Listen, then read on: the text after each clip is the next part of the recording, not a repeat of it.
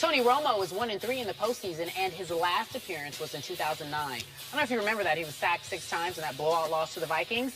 But things have changed as of late. Romo, he's a new man, new life. He has the highest QBR in the league, and he's playing the best football of his career. Enter Ndamukong Suh, ladies and gentlemen. Suspended for a day for stepping on Aaron Rodgers, but after the decision was overturned and there was just a measly $70,000 fine, the Lions' top defensive player and their second-rated defense will fight for their playoff life this Sunday. Skip Bayless, who wins? Stephen A. Smith, allow me first to say I'm glad that Ndamukong Suh had his suspension or got his suspension overturned on appeal. I did not think that he deserved to be suspended for a playoff game, and I don't want any excuses as a lifelong Cowboy fan before this playoff game, which I believe Dallas will win. I'm going to go Dallas 30, Detroit 27, Stephen A., because I like this matchup for 2 reasons. For Tony Romo and for a highly suspect Dallas defense that this week has lost 2 more key performers. The defensive lineman Henry Melton is gone with a knee injury, and Anthony Hitchens, who's just been a godsend of a rookie linebacker, probably will be out with a high ankle sprain. But despite all that, Stephen A., even though I do not think that DeMarco Murray will even sniff 100 yards against the best run-stopping defense in pro football. Detroit ranks number 1 against the run, allowing only 69 yards a game. Despite that, I think that Tony Romo, and I'm going to say it again, he does deserve the regular season MVP. He will continue to have the success offensively, throwing the football that he has had in the past against Detroit. In 2011 at Jerry World, he put up 30 points. Last year at Detroit, he put up 30 points. And I believe his offense, mostly because of him, can put up 30 points this time. But Stephen A., why did Detroit come back to win both of those football games? I'll give you one name. Megatron was the reason Detroit came back in 2011 at Jerry World, all the way from 27-3 down in the 3rd quarter. He caught 2 unstoppable 4th-quarter touchdown passes. Last year in Detroit, he caught 14 balls for Stephen A. I'm having a hard time comprehending how many yards he had. 329 yards last year in Detroit. Brandon Carr chased him all over the carpet. That was only, 7 yards short of the NFL all-time record by Flipper Jones back in 1989.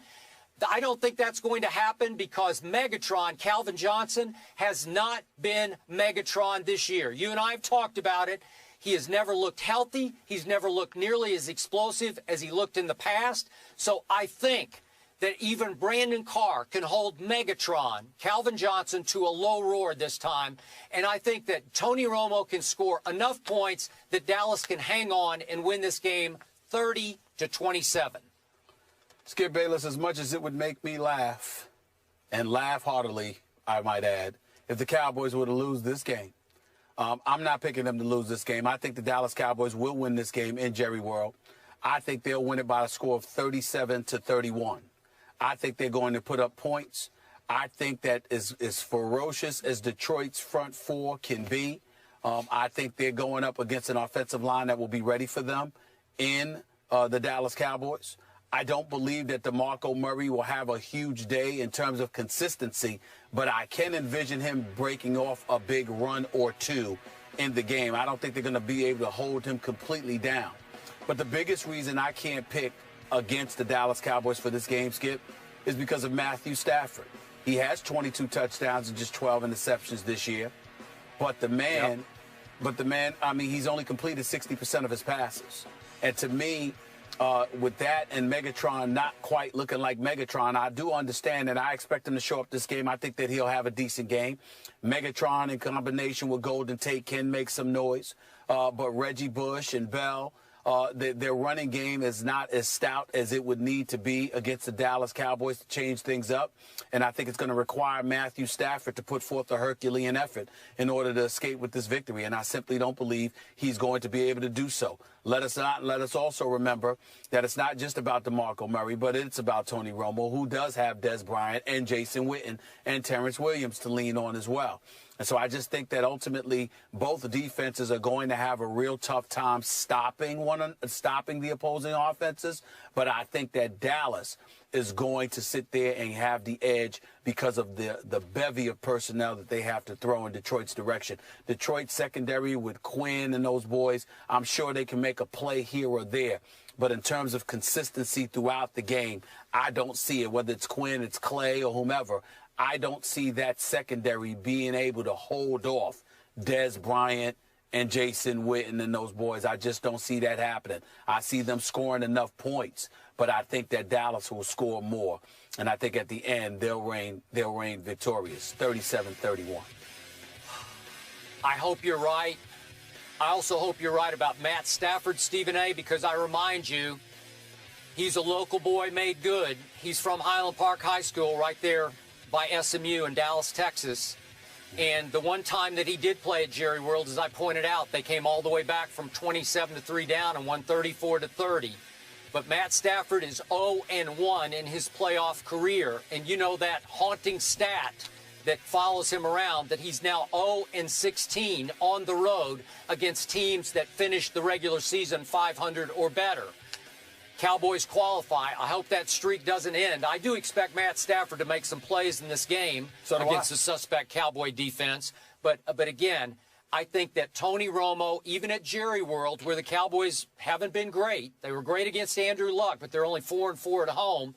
Detroit 4-4 on the road. But I think that Tony Romo will make one more big play than Matt Stafford will be capable of. And I just think that the Cowboys, when you look at them, the only way you're going to pull that off, particularly Detroit, is if you make them one-dimensional. And I don't see how anybody's going to be capable of making the Dallas Cowboys one-dimensional in this game. I just don't see Detroit being able to do that. But I do want to take a moment to applaud Jim Caldwell and the job that he's done as head coach. 11-5 in his first season in Detroit. Some semblance of stability to that squad. He deserves a lot of credit for the job that he's done. I'm sorry that he's not going to win a playoff game. I just don't see them winning. But you know I would be smiling Monday if I'm wrong.